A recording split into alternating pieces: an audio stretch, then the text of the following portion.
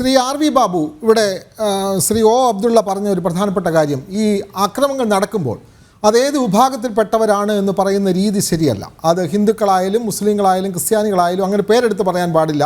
അത് കലാപങ്ങൾ വർദ്ധിപ്പിക്കാൻ ഇടയാക്കും എന്നുള്ള പരാമർശം അദ്ദേഹം നടത്തിയിട്ടുണ്ട്. പിന്നെ അദ്ദേഹം പറഞ്ഞത് ഇത് ബംഗ്ലാദേശിൽ മാത്രമൊന്നുമല്ല, ഈ ഭാരതത്തിലും ഒക്കെ ഇത് നടക്കുന്ന കാര്യമാണ്, ഇതെത്ര വലിയ കൊട്ടിഘോഷിക്കേണ്ട കാര്യമില്ല എന്നാണ് അദ്ദേഹം പറയുന്നത്. എന്താണ് അഭിപ്രായം ശ്രീ ആർ വി ബാബു? ഇതുപോലുള്ള ടി വി ചർച്ചയിൽ വന്നിട്ട് ശുദ്ധമായ കള്ളം പറയുന്നതിന് ഒരു മടിയില്ലാതെ വന്നിരിക്കുന്ന ആൾക്കാരോട് ഞാൻ എന്ത് പറയാനാണ്? എത്ര പരിഹാസ്യമായിട്ടാണ് ഒരു സീനിയർ പത്രപ്രവർത്തകൻ എന്നൊക്കെ പറഞ്ഞ് അഭിമാനിക്കുന്ന ബലം പിടിക്കുന്ന ആള് ഇവിടെ നിന്ന് പറയുന്നത് നോക്കും. ഗുജറാത്ത് കലാപം നടക്കുമ്പോൾ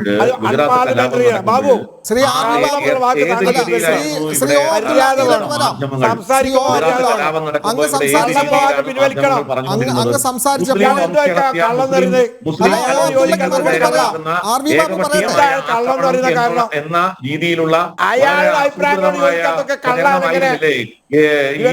കേരളത്തിലെ അടക്കം ഇന്ത്യയിലെ മാധ്യമങ്ങൾ അഴിച്ചുവിട്ടുകൊണ്ടിരുന്നത് മുസ്ലിങ്ങൾക്ക് നേരെയുള്ള ആക്രമണം ഒന്നായിരുന്നില്ലേ?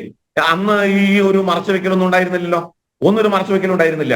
ഇപ്പോ ലോകത്ത് മുഴുവൻ എവിടെയൊക്കെ ഇവരുണ്ടോ അവിടെയൊക്കെ അവിടുത്തെ മതസമൂഹങ്ങൾക്ക് നേരെ, അവിടുത്തെ തദ്ദേശീയ സമൂഹങ്ങൾക്ക് നേരെ ഈ ഇസ്ലാമിക മത തീവ്രവാദികൾ നടത്തിക്കൊണ്ടിരിക്കുന്ന ആക്രമണങ്ങളുടെ ചരിത്രം നമുക്ക് മുഴുവൻ അറിയാം. ഞാനതിവിടെ വിശദീകരിക്കേണ്ട കാര്യമില്ല, ലോകം മുഴുവൻ അതറിയുന്നതാണ്. ആ ഇസ്ലാമിന്റെ സമാധാനത്തിന്റെ മുഖം എന്നൊക്കെ പറഞ്ഞ് അബ്ദുള്ള എത്രമാത്രം വെള്ളപൂശാൻ ശ്രമിച്ചാലും ലോകത്തിന്റെ മുൻപിൽ അത് ഒരു സാക്ഷ്യമായിട്ട് നിലനിൽക്കുന്നുണ്ടല്ലോ. അതുകൊണ്ട് ഞാൻ അതിനെ ഏറെക്കുറിച്ച് പറയേണ്ട ആവശ്യമില്ല. ഖുറാനിൽ അത് പറഞ്ഞിട്ടുണ്ട്, ഖുറാനിൽ ഇത് പറഞ്ഞിട്ടുണ്ട് എന്ന് പറഞ്ഞിട്ട് കാര്യമില്ല. ഖുറാൻ ഉദ്ധരിച്ചുകൊണ്ട് തന്നെയാണ് ഈ കൂട്ടക്കൊലകൾ അരങ്ങേറുന്നത്. ഖുറാൻ ഉദ്ധരിച്ചുകൊണ്ട് തന്നെയാണ് ഈ നാട്ടിലെ ജനങ്ങളെ ഈ പറയുന്ന അക്രമങ്ങൾക്ക് മുഴുവൻ നേതൃത്വം കൊടുക്കുന്നത്. ഒരു കാര്യം. രണ്ടാമത്തെ കാര്യം, ബംഗ്ലാദേശിൽ എത്ര ശതമാനം ഹിന്ദുക്കൾ ഉണ്ടായിരുന്നു ബംഗ്ലാദേശ് രൂപീകരിക്കുമ്പോൾ? ബംഗ്ലാദേശ് രൂപീകരിക്കുമ്പോൾ 28% ഹിന്ദുക്കൾ. എന്താ ഹിന്ദുക്കൾക്ക് നേരെ നാല് ഹിന്ദുക്കളെ കൊന്നു, 5 ഹിന്ദുക്കളെ കൊന്നിട്ടുള്ളൂ എന്നൊക്കെ പറഞ്ഞ് ഇവിടെ ശുദ്ധമായ കള്ളം പറയുന്ന അബ്ദുള്ള പറയണം, ഇപ്പൊ എത്ര ഹിന്ദുക്കളുണ്ട് ബംഗ്ലാദേശിൽ? എത്ര ഹിന്ദുക്കളുണ്ട്? 8% ഹിന്ദുക്കളാണ് ബംഗ്ലാദേശിൽ ഇപ്പൊ ഉള്ളത്. അവരെവിടെ പോയതാ? 8% ഹിന്ദുക്കളായിട്ട് കുറഞ്ഞത് ഏതിന്റെ അടിസ്ഥാനത്തിലാ?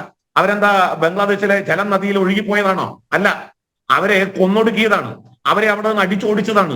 അവർ അഭയാർത്ഥികളായിട്ട് മറ്റ് ഇന്ത്യ അടക്കമുള്ള രാജ്യങ്ങളിലേക്ക് അഭയാർത്ഥികളായിട്ട് കയറി വന്നവരാണ്. അപ്പൊ അതുകൊണ്ട് ബംഗ്ലാദേശിലെ മുസ്ലിം തീവ്രവാദികൾ, അതുകൊണ്ടാണ് പറഞ്ഞത്, ഹിന്ദുക്കളോട് കുറച്ച് അനുതാപത്തോടെ അല്ലെങ്കിൽ മതേതര നിലപാടുണ്ട് എന്ന് പറയുന്ന അവാമി ലീഗിന്റെ കാലഘട്ടത്തിൽ പോലും ഈ ജമാഅത്തെ ഇസ്ലാമിയുടെ നിരോധിക്കപ്പെട്ട സംഘടനയാണ് ബംഗ്ലാദേശിലെ ജമാഅത്തെ ഇസ്ലാമി. ഇന്ത്യയിൽ നിരോധിക്കപ്പെട്ടിട്ടില്ല. ഇന്ത്യയിൽ 2 ജമാഅത്തെ ഇസ്ലാമിയാണ്. കാശ്മീരിലൊന്ന്, ഇന്ത്യയിലൊന്ന്. കാശ്മീർ ഇന്ത്യയുടെ ഭാഗമല്ല എന്നാണ് ഇന്ത്യയിൽ ഈ അബ്ദുള്ളയൊക്കെ ഒരു കാലത്ത് പ്രവർത്തിച്ചിരുന്ന ജമാഅത്തെ ഇസ്ലാമി വിശ്വസിക്കുന്നത്. കാശ്മീരിലെ വേറെ ജമാഅത്തെ ഇസ്ലാമിയാണ്, കാരണം കാശ്മീർ ഇന്ത്യയുടെ നല്ലെന്നാണ്. അപ്പൊ അങ്ങനെയുള്ള ജമാഅത്തെ ഇസ്ലാമിയുടെ യഥേഷ്ട പ്രവർത്തിക്കുകയാണ്. ശുദ്ധമായ വിഘടനവാദ പ്രസ്ഥാനമായിട്ടുള്ള ജമാഅത്തെ ഇസ്ലാമി. പക്ഷെ ബംഗ്ലാദേശ് ജമാഅത്തെ ഇസ്ലാമിയെ നിരോധിച്ചു. 1971 യുദ്ധകാലത്ത് ഈ ജമാഅത്തെ ഇസ്ലാമി ഉണ്ടാക്കിയിട്ടുള്ള ഒരു കാളികൂളി സംഘം ഉണ്ടായിരുന്നു, ഒരു കാട്ടാളന്മാരുടെ സംഘം, ഒരു മതഭീകരന്മാരുടെ സംഘം, റസാക്കർമാർ. ആ റസാക്കർമാരുടെ നേതൃത്വത്തില് ലക്ഷക്കണക്കിന് ഹിന്ദുക്കളെ കൊന്നൊടുക്കി, ലക്ഷക്കണക്കിന് ക്രിസ്ത്യാനികളെ കൊന്നൊടുക്കി. അങ്ങനെ ലക്ഷക്കണക്കിന് ആൾക്കാരെ കൊന്നൊടുക്കിയതിന്റെ വിചാരണ ഈ ആവാമി ലീഗ് അധികാരത്തിൽ വന്ന സമയത്ത് ബംഗ്ലാദേശിൽ നടന്നു. അങ്ങനെ ജമാഅത്തെ ഇസ്ലാമിയുടെ നിരവധി നേതാക്കന്മാരെ തൂക്കിലേറ്റി. ആ ജമാഅത്തെ ഇസ്ലാമിക്ക് ഇപ്പോ അമേരിക്കയുടെ അടക്കം പിന്തുണയോട് കൂടിയിട്ട് ഈ മുഹമ്മദ് യൂനിസ് എന്ന് പറയുന്ന ഈ അയാൾ അമേരിക്കയുടെ പപ്പറ്റാണ്.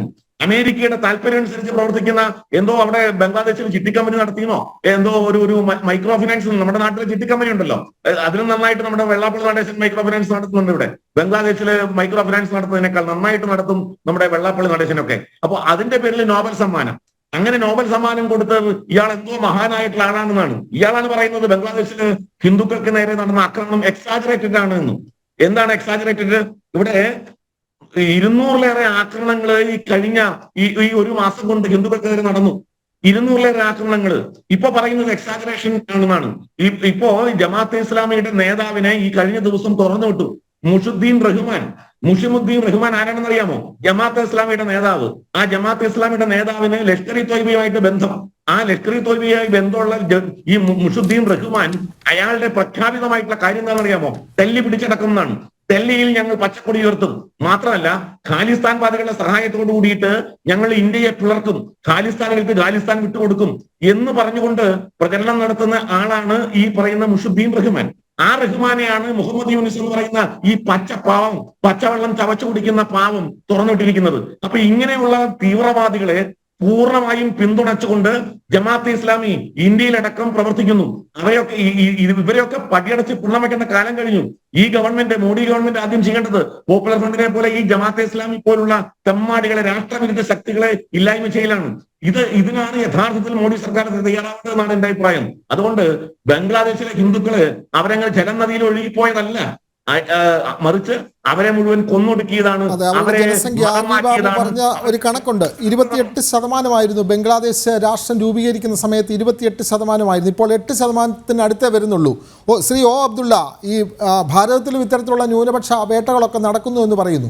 ഭാരതത്തിൽ ഈ അല്ലെങ്കിൽ ഇവിടുത്തെ ഭാരതത്തിലെ ന്യൂനപക്ഷമായ മുസ്ലിം ജനസംഖ്യ നമ്മുടെ സ്വാതന്ത്ര്യം കിട്ടിയ അവസരത്തിൽ എത്രയായിരുന്നു, ഇപ്പോൾ എത്രയായിരുന്നു? അപ്പോൾ ആ കണക്കും ബംഗ്ലാദേശിലെ കണക്കും കൂടെ നോക്കുമ്പോൾ അറിയാമല്ലോ എവിടെയാണ് ഇത്തരത്തിലുള്ള ഈ കൊലപാതകത്തോടു കൂടി ജനസംഖ്യ കുറയ്ക്കുന്നത് എവിടെയാണ് എന്നുള്ളതിന് കൃത്യമായ കണക്കാണ് ശ്രീ ആർ വി ബാബു പറഞ്ഞത്. അപ്പോൾ ന്യൂനപക്ഷ ധ്വംസനം ഒരു കാര്യം കൂടി എനിക്ക് ചേർക്കാനുണ്ട് കേട്ടോ, ഒരു കാര്യം കൂടി ചേർക്കാനുണ്ട്. പ്യൂ റിസർച്ച് ഇൻസ്റ്റിറ്റ്യൂട്ട് 2050 ആകുമ്പോഴേക്കും ലോകത്തെ ഏറ്റവും കൂടുതൽ മുസ്ലിങ്ങളുള്ള രാജ്യം ഇന്ത്യ ആയിരിക്കും എന്നാണ് പറഞ്ഞിരിക്കുന്നത്. അല്ല, ആ കണക്കിലൊക്കെ നമുക്ക് ബംഗ്ലാദേശിലേക്ക് തന്നെ ചർച്ച കേന്ദ്രീകരിക്കേണ്ടതുണ്ട്. അല്ല,